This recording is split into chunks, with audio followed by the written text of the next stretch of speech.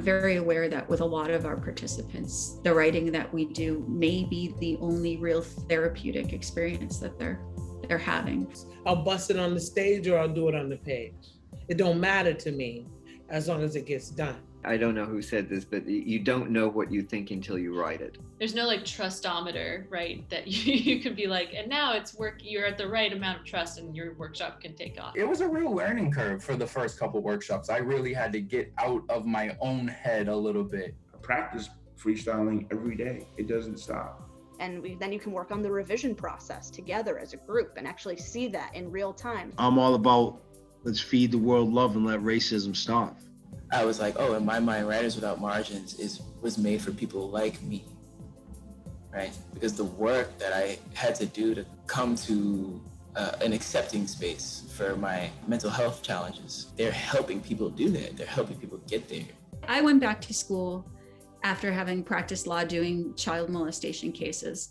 I feel like I should always say representing the survivors of child molestation and child abuse. I was sitting among peers doing creative writing workshops, and it felt often like group therapy.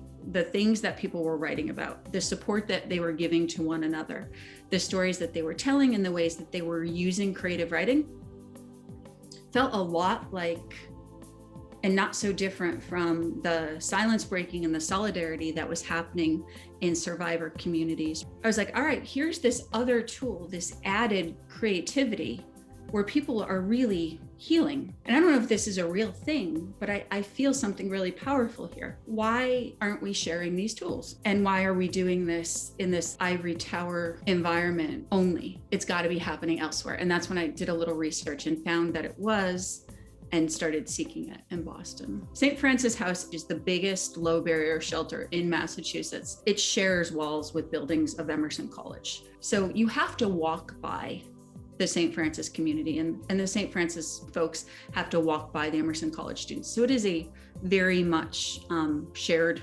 population. I had spoken to the director and asked her about volunteering for a writing workshop. And she kind of listened to all my credentials, which were none for writing. I said, I'm a graduate student and I take writing classes. And she was like, oh, that's nice. And then I started talking to her about the work that I had done with people in trauma over the past decade. And I said, I'm serious about doing a writing group here and I'd love for you to give me a chance. And she said, all right, let's try it. Because she believed at that point that I wouldn't be scared off, and that I might actually have some sense of real understanding of who might show up in the group.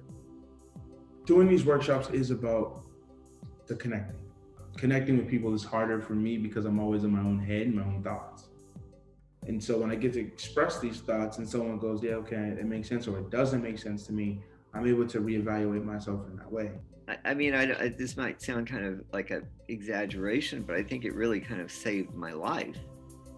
Because it gave me a purpose. When Writers Without Margins would come into Wyman, and you would see all of us guys there, hardcore coming from prison, and then you would see, the sensitive part of us start to come out, and the togetherness and the camaraderie and the supporting of each other as people were discussing some of their pain through their poems. We work with folks with various psychiatric diagnoses, pretty much anything from depressive disorder to psychotic disorder, and kind of everything in between. And we work with folks, they often come to us, let's say after an intensive residential treatment program or being at an inpatient level of care, and they're kind of looking for, how do I basically regain the skills that I need in order to live independently, successfully. Facilitating is like, we're all sitting around the same table